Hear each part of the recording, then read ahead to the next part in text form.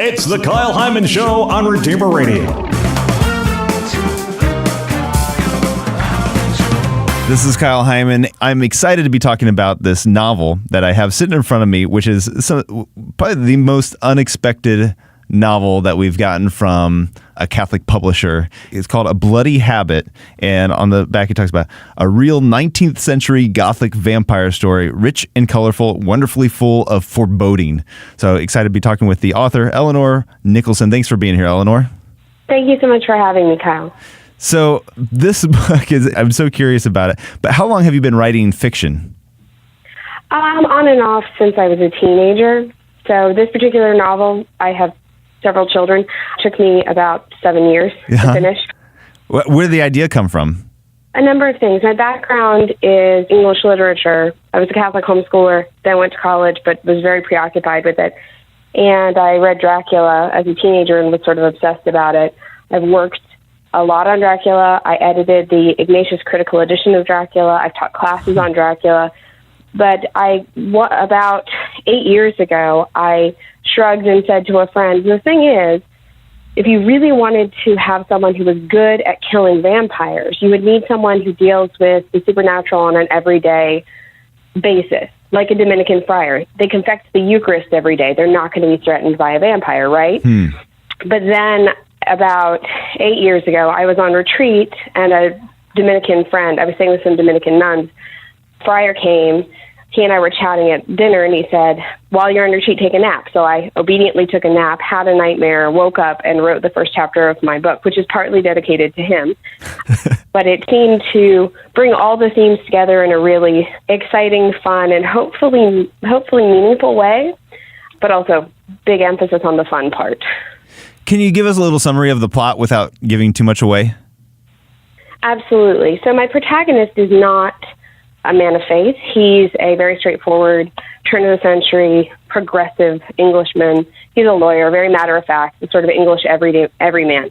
And he reads Dracula on a train and thinks it's rubbish. But he also encounters two very threatening creatures on the train. One is a vampire, and the other is a Dominican friar, purportedly a vampire slayer.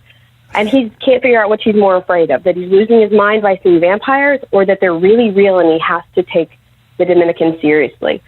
So one of the things you see in Gothic literature, Stoker himself referred to this when he was talking about Dracula, and he was not Catholic, his wife converted, but Stoker wrote that it uses the weapons of what he called superstition, and what he really means is Catholicism.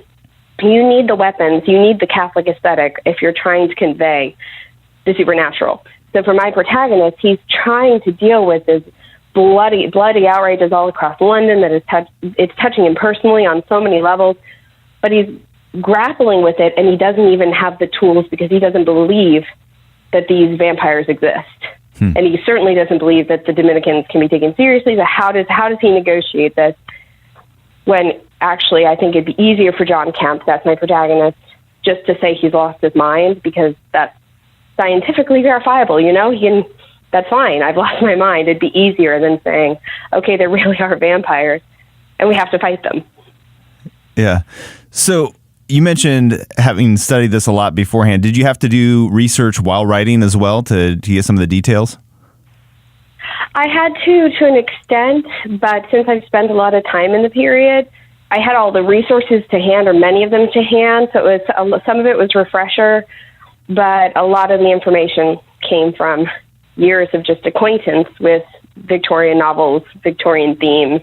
I told someone, I've spent time in London, but really I know London because of Charles Dickens, so that sort of thing. So I learned Victorian period through the Victorians themselves. So besides just an enjoyable read, which I imagine it is, what do you hope that people get out of the book? Well, a lot of my conclusions about the meaning of the book, it's very post hoc, because the story sort of flowed out, and then I looked at it and said, what is this book about? If I were to fix on a theme, I think it would be, and I'd be open to any readers who want to submit another hypothesis, it would be that in the midst of horror, there is hope, and it flows from goodness. And this is not a dogmatically didactic novel, so it's not going to do things like preach at my readers, because that's boring in a novel. But a lot of the goodness is conveyed by good characters who are trying to maintain goodness in the face of pretty considerable evil. We have several bookshelves full of books that different Catholic publishers have sent us over the years. This stands out as being a very unique one from a Catholic publisher. Usually we've got history, biographies, spiritual, prayerful advice. What do you think that fiction has to offer Catholics that they wouldn't get from some of these other options? I think that a properly disciplined imagination through the force of fiction can address themes. It's almost in an evangelizing light. So there are themes that I can talk about in my novel in a fun but edifying way, I hope, that non-Catholics would read. A teenager who isn't scared by these things could read my book, because there's a lot of interest in the secular faith and fantasy crowd in the supernatural, and they don't know how to get at it. So I almost feel like my book can be a little bit of an undercover. It's doing the work of the Dominicans as well, conveying truth and just presenting the hypothesis that there might be something more in existence than what you are experiencing in your limited experience of the world. So a lot of people are walking around today, like my narrator. They think there's nothing beyond. They hope there's something beyond. I think that's why people go to superhero movies and things like that. You want there to be something beyond, even if it's evil and you're fighting it, but you really want there to be something more. And something like this particular genre, even as you're being entertained, you get that flavor of the something beyond. Like I said, not articulated in strict dogmas. That's when you go to hear a Dominican preach, but just gesturing towards the truth in that way that you can feel it through the novel. Yeah. You mentioned teenagers reading it. What age would you say the book is for? I would say anyone over I've worked on Dracula with teenagers, and the youngest I've worked on is a 13-year-old. So a teenager who could read Dracula can read this novel. Our eldest is 6.5. I've told her maybe 15. She's easily scared, but we'll see when she's a teenager. But I've also had 60, 70-year-old readers coming back to me. I'm most read it for adults, but I think that the teenage crowd can handle it if they're braver than I was at 13, because everything scared me. All right, well, where can people get a copy of the book? It's on the Ignatius Press website. You can also get it on Amazon.com, BarnesandNoble.com. Your local Catholic bookstore may have it requested even at your local regular bookstore, and sneak some Catholicism on the bookshelf. People will be lured in by the lurid cover and might take it home.